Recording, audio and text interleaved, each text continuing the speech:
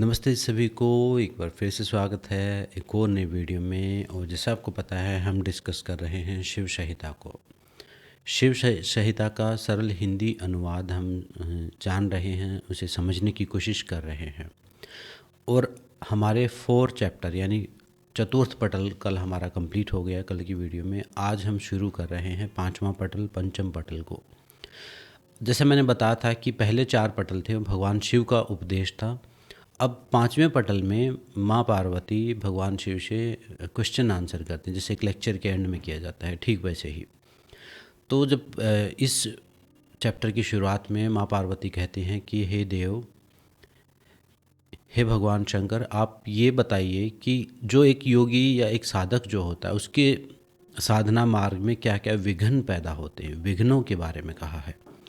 विघ्न का मतलब है डिस्ट्रैक्शंस। विघ्न का मतलब है वो सारी चीज़ें जो एक साधक के जीवन में बाधा पैदा करती हैं, उसकी साधना में बाधा पैदा करती हैं, उसको स्वयं को जानने में, ब्रह्म तक पहुंचने में, उसकी मुक्ति में जो बाधा का काम करती हैं, उन सारी चीज़ों को विघ्न का नाम दिया है। भगवान शिव कहते हैं फिर कि हे पार्वती, हे जगत जननी, अब मैं उन सारी चीज़ों का उपदेश करूँगा जो एक साधक के जीवन में बाधा का काम या विघ्न का काम करते हैं। तो भगवान शिव ने यहाँ पर 3 प्रकार के विघ्नों के बारे में बात कही। सबसे पहले जो विघ्न यानी डिस्ट्रैक्शन है वो है भोग जनित विघ्न, यानी जो आपकी भोग प्रवृत्ति यानी आपके कंफर्ट को पाने के लिए, आनंद को पाने के लिए जो आपकी इच्छाएं हैं वो सारी। दूसरा जो विघ्न है वो बताया है धर्मजन्य जो विघ्न है वो। और तीसरे बताए हैं ज्ञानजन्य विघ्न। 3 कैटेगरीज यहाँ पर जो डिस्ट्रैक्शन है वो 3 टाइप के भगवान शिव ने बताए हैं। पहला बताया है भोगजन्य। अब इन सारी चीज़ों को आपको बड़े ध्यान से सुनने की ज़रूरत है, क्योंकि कई बार हमें लगता है, हमें आइडिया भी नहीं होगा कि ये सारी चीज़ें विघ्न हो सकती हैं। तो ये भी ध्यान रहे कि यहाँ पर जो उपदेश किया गया वो एक योगी के लिए किया गया, एक साधक के लिए किया गया है। अगर आप एक आम जनमानस या एक जो बिगनर योगा प्रैक्टिशनर है या सिर्फ स्वास्थ्य के लिए योग कर रहा है, उनका इन विघ्नों से कोई खास लेना देना नहीं है। रिलेट वो कर सकता है, अगर वो उन सारी चीज़ों का अभ्यास करे तो उसके भी जो साधना है वो बूस्ट होगी, एम्पलीफाई होगी, अच्छी बात है वो। लेकिन रिलेट अगर नहीं, कोई चीज़ ऐसी है जो नहीं रिलेट हो पा रही है, तो वो एक योगी के लिए, एक साधक के लिए, एक सन्यासी के लिए है। तो उस चीज़ का विशेष ध्यान रखिएगा।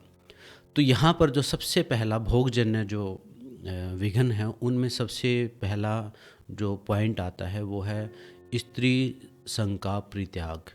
मतलब जो अगर महिला साधक है तो पुरुष का परित्याग, और पुरुष है तो महिला का परित्याग। मतलब जिसको हम जीवन साथी कहें, जिसको हम गृहस्थ जीवन कहें, उसका परित्याग। अब गृहस्थ जीवन का परित्याग का मतलब ये आपके लिए नहीं है, ये है एक साधक के लिए, एक योगी के लिए। क्योंकि मैंने ब्रह्मचर्य वाली वीडियो में भी बताया था कि जब एक जिसको आप लाइफ पार्टनर कहें, सोलमेट कहें, एक वीडियो और बनाई मैंने ट्विन फ्लेम की, जिसको आप बिल्कुल सोलमेट ही कहते हैं, वो आपकी बाधा, उससे उससे आपका जो योग या मुक्ति का जो मार्ग है वो विघ्न का ही काम होता है। उसमें बहुत रेयर चांस है कि कोई सहयोग मिलेगा आपको, क्योंकि दूसरे व्यक्ति के पहले तो अपनी ही इच्छाएं, अपने काम क्रोध मोह लोभ, अपना अहंकार, फिर एक व्यक्ति का और साथ में जुड़ जाता, तो काफ़ी डिफ़िकल्ट होता है योग मार्ग को साधना या मुक्ति के मार्ग पर चलना। तो इसलिए भगवान शिव ने कहा है कि सबसे पहले साधक को इंडिविजुअल लेवल पर काम करना पड़ेगा, यानी व्यक्तिगत लेवल पर काम करना पड़ेगा, अपने लेवल पर काम करना पड़ेगा। और जो साधक अब गृहस्थ में आ गए हैं और कोई ऑप्शन नहीं है, तो वो फिर डिटैचमेंट, मतलब एक ऐसी डिटैचमेंट अपनी इंडिविजुअल प्रोग्रेस के ऊपर। नॉर्मली क्या होता है, हम दूसरे के चक्कर में ही सारी उम्र हम फंसे रहते हैं। दूसरों को खुश करने के चक्कर में, पति पत्नी के लिए पत्नी पति के लिए, पति पत्नी के लिए, दोनों एक दूसरे को खुश करने के लिए, एक दूसरे को की इच्छाएं पूर्ति करने के लिए, और मतलब अपना अपना पूरा जीवन सेक्रीफाइस हो जाता, ना उसकी प्रोग्रेस हो पाती ना उसकी प्रोग्रेस हो पाती। तो यहाँ इंडिविजुअल लेवल पर काम करने के लिए बोला है, यानी सिंगल रहने के लिए बोला हुआ है भगवान शिव ने। उसके बाद जो दूसरा पॉइंट आता है भोगजन्य, यानी हमारी इच्छाओं की पूर्ति के लिए। दूसरा जो पॉइंट आता है इस कैटेगरी में वो है कहा है कि जो सोने का, बैठने का जो बिस्तर है, जो स्थान है, उसका उसमें हम कंफर्ट ढूँढते हैं। ये एक उदाहरण, एक एक इसको रिलेट करना है हमें, क्योंकि ये चीज़ें बहुत साल पहले लिखी गई थी। आज हम अपने मॉडर्न जीवन से भी इसको रिलेट कर सकते हैं। मतलब आप अब ज़्यादा से ज़्यादा कंफर्ट देखते हैं कि बैठने के लिए गद्दा मेरा नरम हो, बैठने के लिए सोफ़ा हो और महंगा सोफ़ा हो और अच्छा हो, सोने के लिए बेड ऐसा हो, इतने हज़ार का गद्दा हो, इतना, उसमें भी हम कंफर्ट ढूंढते हैं। तो भगवान शिव ने कहा है कि योगी को ऐसे बिल्कुल नहीं करना चाहिए। एक योगी के लिए बाधक है ये। जहाँ जैसी जगह मिले उसको एज इट इज़ स्वीकार करके वहाँ सो जाए, जहाँ जैसी जगह मिले उसको एज इट इज़ स्वीकार करके बैठ जाए। अब यहाँ ये नहीं कहा है कि आपके पास सोफ़ा है तो उसको आप निकाल फेंकें, लेकिन वो जो और अच्छा जो वो जो लालच है, वो जो खेल चला हुआ है कि और बढ़िया वाला, उससे बाहर रहना। जो भी है उसी को स्वीकार करके उसी में आनंद की स्थिति में रहना और अपनी साधना पर ध्यान लगाना। सोफ़े बेड खरीदने के बजाय अपनी साधना पर ध्यान लगाने के लिए बोला है। अगर उस कॉन्सेप्ट को मैं मॉडर्न आज के ज़माने से रिलेट करके आपको बताऊं तो तीसरा कहा है धन और धन से उत्पन्न हुए जो दिखावा है उसके बारे में कहा है कि अभी हमारी सारी जीवन ऊर्जा धन के पीछे ही, धन को कमाने में, धन को खर्चने में या धन को सेव करने में, उसी को इन्वेस्ट करने में हमारी पूरा जीवन धन के आसपास ही निकल जाता है। तो यहाँ भगवान शिव ने कहा है कि अगर आपको मुक्ति चाहिए, अगर आपको मोक्ष की तरफ काम करना, आपको योग साधना है, तो आपको धन और धन से जनित जो भी खेल हैं उनसे मुक्त होना पड़ेगा। अभी हमारा जो धन से जन्य प्रपंच कहा है यहाँ पर, प्रपंच एक नौटंकी, एक ऐसा खेल जो दूसरे को दिखावे के लिए जितनी आपको ज़रूरत है उतना करके काम संतुष्टि करके अपनी साधना पर ध्यान देने के लिए हम यहाँ पर इसका अर्थ समझते हैं। एक साधक जो बिल्कुल सब कुछ छोड़ चुका है उसके लिए तो धन है ही नहीं, इसीलिए साधु सन्यासी हमारे मांग कर खाते हैं। लेकिन यहाँ हर व्यक्ति के लिए पॉसिबल नहीं है, तो आप क्या करें, आप ये करें, धन का पीछे भागना छोड़ के, दिखावा छोड़ के, या हमें क्या होता है कि जो रोटी कपड़ा मकान चाहिए उतनी रिक्वायरमेंट के बाद भी और अच्छी गाड़ी और अच्छा घर और बड़ा घर, अब यहाँ और लग्जरी, हमें एक कंफर्ट हम ढूंढते रहते हैं। तो उसको अवॉइड करने के लिए भगवान शिव ने यहाँ पर कहा है, क्योंकि फिर सारी जीवन ऊर्जा वो हम कंफर्ट नहीं ढूंढ रहे, फिर उसको मेंटेन करने में, उसकी रक्षा सुरक्षा करने में, उससे पैदा होने वाले काम क्रोध मोह लोभ में हमारी पूरी जीवन ऊर्जा नष्ट हो जाती है। इसलिए मना किया हुआ है यहाँ पर। इसके अलावा कंफर्टेबल कपड़े, सुंदर कपड़े जो हम सुंदर दिखने के लिए पहनते, वो भी भगवान शिव ने मना किया हुआ है। मतलब जो भी चीज़ दिखावे के लिए, जो भी दूसरे से संबंधित है, वो सारी चीज़ें यहाँ पर मना की हुई हैं। आपको स्वादिष्ट भोजन है, अब कई लोगों की जिह्वा इतनी है कि उनको खाने के लिए और अच्छा भोजन चाहिए, उनके लिए भी मना किया है, जो जैसा मिल जाए वैसा। जैसे आपने साधु सन्यासियों को देखा होगा, जो असली के साधु सन्यासी हैं, ये तो एक तो कुछ तथाकथित है, अभी हर कोई लाल कपड़े पहन के साधु सन्यासी नहीं होता, लेकिन रियल जो असली जो योगी होता है उसको, वो महल में भी वैसा ही है, वो झोपड़ी में भी वैसा ही है, उसके पास वो सिंपल कपड़ों में रहता है, सिंपल एक अपनी जो रिक्वायरमेंट उनको लिमिटेड कर लेता है, सिर्फ इतनी जितना वो, जो उसकी साधना में बाधा ना बने, बस इतनी। उससे ज़्यादा करने में पूरी जीवन ऊर्जा उसकी नष्ट होगी। तो इसलिए एक सिंपल जीवन जीने के लिए बोला हुआ है। धन के बाद अच्छे कपड़ों को मना किया हुआ है, कि अच्छे कपड़ों का मतलब है कि उनके लिए सुंदर दिखने के लिए जो हम करते रहते हैं वो सारे अट्रैक्शन हमें नहीं करने। उसके बाद कहा है कि जो एडिक्टिव चीज़ें हैं, जो व्यसन पैदा करते हैं, वो पदार्थ, चाहे वो शराब हो, मतलब मदिरा हो, चाहे वो कोई भी, चाहे किसी भी प्रकार की ड्रग्स हो, चाहे वो चाय कॉफ़ी हो, या चाहे कोई ऐसे स्वादिष्ट भोजन हो, जो आदत हमें, व्यसन हमें गुलाम बनाते हमारे मस्तिष्क को, उन सारे पदार्थों को मना किया हुआ है यहाँ भगवान शिव ने। इसके अलावा इंद्रियों के भोग, चाहे वो काम हो या अच्छा भोजन हो, या कोई भी चीज़ जो हमें एक भोग विलास की प्रवृत्ति में लिप्त करती है, उससे दूरी बनाने के लिए भगवान शिव ने कहा है।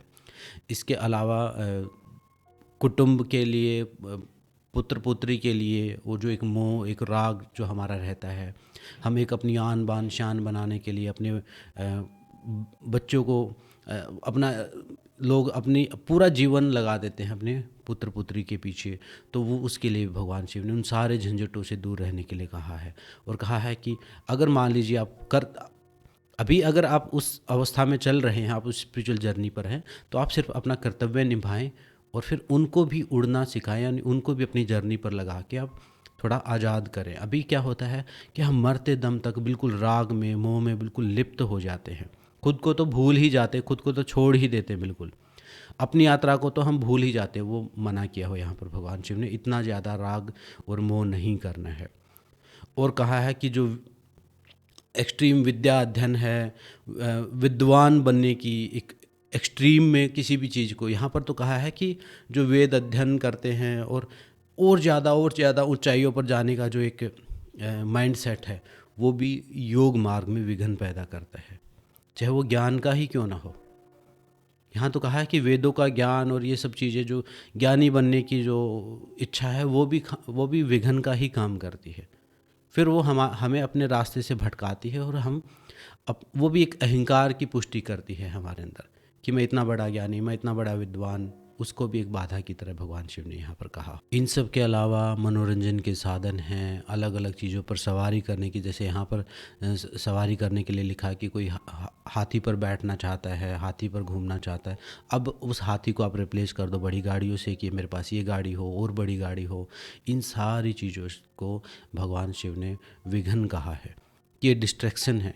आप इनमें जितना लिप्त रहेंगे उतना आप योग को नहीं साध सकेंगे, उतना आप कर ही नहीं पाएंगे। और मैं ये देखता हूँ इन सारी चीज़ों की वजह से आप उस योग की जो तो बात छोड़ दीजिए, उस हठ योग की तो बात छोड़ दीजिए जो मुक्ति तक पहुँच जाता है, मैं कहता हूँ आप वो योग भी नहीं कर पाते इन सारी चीज़ों के चक्कर में। जो अभी लिस्ट मैंने बताई है, वो उन सारी चीज़ों के चक्कर में आप वो योग भी नहीं कर पाते जो आपको स्वस्थ रखने के लिए ज़रूरी है। जो वो भोग विलास करने के लिए जो शरीर है, उसको भी जो स्वस्थ रख सके, आप उतना भी नहीं कर पाते हैं इन सारे चक्करों में। दूसरे के दिखावे के चक्कर में, अत्यधिक मोह ममता के वश होके, काम भोग के वश होके, इंद्रियों में की सुख में लिप्त होके, रूप रस गंध की में लिप्त होके, अपने खाने पीने को कंट्रोल ना करके, वो सारी चीज़ें सेम वही सारी चीज़ें, उसी में हम पूरी जीवन ऊर्जा, ज़्यादातर जो विघ्न है अभी फ़िलहाल, वो भोग रूप वाले ही विघ्न ज़्यादा हैं हमारे जीवन में। वो हमें एक सामान्य योग अभ्यास भी नहीं करने देते। वो उच्च साधनाएं तो तब करने देंगे, एक सामान्य जो एक, अगर आप जिम में भी जाना चाहें तो ये सारे विघ्न आपको जिम में भी नहीं जाने देंगे हर रोज़। कभी कुछ हो जाएगा, कभी कुछ हो जाएगा। तो यहाँ पर कहा है कि अपने आप को थोड़ा समेटने की बात है, यहाँ पर जो अपनी इच्छाओं को थोड़ा कम करने की बात है, दिखावे को कम करने की बात है, और दूसरों से संबंधित, जहाँ दूसरों के लिए हमें कुछ दिखाने के लिए जो कुछ करना पड़ता है, कम से कम एटलीस्ट उतना तो हम कम कर ही सकते हैं। जो हमारे से संबंधित नहीं है, एक रोटी कपड़ा एक मकान, बेसिक रिक्वायरमेंट अपनी कंप्लीट करके अपनी जीवन ऊर्जा को उस मुक्ति मार्ग की तरफ, उस परमात्मा प्राप्ति की तरफ, या उस सेल्फ रियलाइजेशन की तरफ, या उन दुखों से मुक्ति की तरफ लेके जाने में हमें प्रयास करना चाहिए। इसमें सोना चांदी आभूषण कितनी चीज़ें हम करते हैं दिखावे के लिए, वो सब भी मना किए हुए हैं। उसके बाद आता है धर्मजन्य जो विघ्न हैं, उनके बारे में हम डिस्कस करते हैं। अब दूसरे जो धर्मजन्य जो विघ्न हैं, उनमें क्या आता है, इस चीज़ का भी आप ध्यान रखिए। मैंने कहा था कि योग मार्ग और तथाकथित आध्यात्मिकता, यहाँ पर बिल्कुल क्लियर कर दिया गया है कि योग मार्ग पर चलना यानी साधना करना, अध्यात्म की साधना करना, अपने आप को जानना एकदम डिफरेंट चीज़ है। यहाँ जो धर्मजन्य जो विघ्न है, उनमें कहा है कि जो हम जाते हैं गंगा स्नान करने, तीर्थ दर्शन करने के लिए, कथा कहानियाँ करते हैं, मंत्रों का अनुष्ठान करवाते हैं, यज्ञ हवन कराते हैं, बड़े बड़े दिखावे करते हैं, बड़े बड़े दान दक्षिणा दे देते हैं, कहीं कहीं हम अपने नाम से धर्मशालाएँ बनवा देते हैं, रूम बड़े बड़े कमरे बनवा देते हैं, कहीं कुछ कुछ कर देते हैं हम। भगवान शिव ने उन सब चीज़ों को मना कर दिया। यहाँ कहा है कि ये सारी चीज़ें विघ्न पैदा करती हैं आपको खुद, क्योंकि ये पुण्य कर्म है। जिसने शिव संहिता को शुरुआत से सुना होगा उनको पता होगा कि पुण्य कर्म भी आपको बांधते हैं और पाप कर्म भी आपको बांधते हैं। तो पहले तो भोग में तो पाप कर्म जितने हैं उनको भोग विलास उन सबको बना किया है। उसके अलावा अब इन्होंने कहा है कि यहाँ जिनको हम पुण्य समझते हैं या जो दिखावा है एक है भौतिक। कुछ लोग दिखाते हैं बड़ी गाड़ी, बड़ा घर, अच्छे सोफ़ा, अच्छा सोफ़ा दिखाते हैं, अच्छे कपड़े दिखाते हैं, ब्रांडेड चीज़ें दिखाते हैं, सब एक दिखावा वो है। कुछ लोग दिखाते हैं तीर्थ स्थान, तीर्थों का, मैं इतने तीर्थ में कर चुका, मैंने इतने अनुष्ठान कर दिए, मैंने इतने हवन कर दिए। वो दिखावा भी यहाँ भगवान शिव ने मना किया हुआ है कि मुझे इतने मंत्र याद हैं, इतनी चीज़ें कंठस्थ हैं, इतने वेदों का अध्ययन मैंने कर लिया है, वो सब भी यहाँ पर विघन में ही काउंट कर दिया है। कहा है वो दिखावा भी नहीं करना, जो सात्विक दिखावा वो भी नहीं करना। तो वो धर्मजन्य जो विघन है उनके अंतर्गत आता है। कहा कि कोई कुएं बनवा देता है, तालाब बनवा देता है, तो अब वो कुएं तालाब कोई ना नहीं बनवा के अब कोई अलग अलग बड़े स्तर पर दान दक्षिणा करता, उन सबको मना कर दिया है यहाँ पर। उसके बाद हम डिस्कस करते हैं ज्ञानजन्य जो विघन है उनके बारे में। ज्ञानजन्य जो विघन हैं उनमें भगवान शिव ने डिस्कस किया है, उनमें बताया है कि वो सारी चीज़ें आती हैं जो आपको ज्ञान प्राप्ति के बाद प्राप्त होती हैं। मतलब जैसे समझ लीजिए ज्ञान प्राप्ति के लिए ही साधन है। उनमें हम अगर कैटेगराइज करना चाहें उनके अंतर्गत क्या क्या चीज़ें आती हैं कि आप आसनों में भी जो अभ्यास करते हुए भी जहाँ आप कंफर्ट सर्च करते हैं, मतलब आप कंफर्ट कोई आसान से आसन आपने कर लिए, थोड़ा बहुत प्राणायाम कर लिया, एक जैसे दिखावे के लिए। जैसे अभी देखा है कि कई लोग योग अभ्यास करते हैं तो उसको इतना उसको हर चीज़ में दिखावा उनको चाहिए होता है, वो चीज़ें भी नहीं करनी है। इसके अलावा एक्सट्रीम में आसान चीज़ें करते हैं जिनका कोई रिजल्ट ना हो, वो भी मना किया हुआ है। इसके अलावा कहा है कि जो धोती आदि क्रिया करते हैं, न्योली घुमाते, न्योली आपने देखा होगा, पेट घुमाने वाली क्रियाएं हैं। आजकल अलग अलग आसन बना के मॉडलिंग करते हैं लोग, ये सब विघन में ही काउंट हो गई।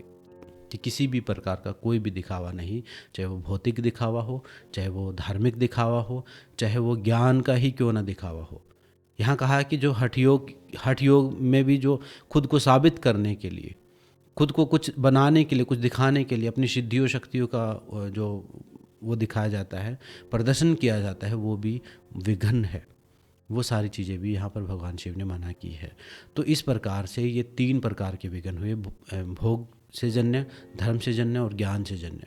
इन सारी चीज़ों को एक साधक अगर इन सब से दूर रहेगा तो अपनी साधना में मुक्ति के मार्ग पर वो चल सकेगा। कल की वीडियो में हम डिस्कस करेंगे कौन सी चीज़ें करनी चाहिए साधक को, जिससे उसकी जो उसका जो रास्ता है वो जल्दी पूरा हो सके, उसकी जो साधना है वो बूस्ट हो सके। उन सारी चीज़ों के बारे में कल की वीडियो में हम डिस्कस करेंगे। तो एक जनरल कॉन्सेप्ट मैंने ये 3 विघ्नों का समझाया। आशा और उम्मीद है कि आपको समझ में आया होगा। तो अगर आप योग अभ्यासी हैं तो इन चीज़ों इसको आप आपके पास शिव संहिता तो वहाँ पढ़ भी सकते हैं। इसको मैंने थोड़ा सा आज के युग से रिलेट करके बताया, उसमें पुराने ज़माने की चीज़ें लिखी हुई हैं। तो ये सारी चीज़ें हैं। तो आज की वीडियो में इतना ही। कोई भी डाउट क्वेश्चन हो तो कमेंट में पूछिएगा। तो आज की वीडियो में इतना ही। मेरी बातों को ध्यान से सुनने के लिए सबका धन्यवाद। सबको नमस्ते। ओम शांति शांति।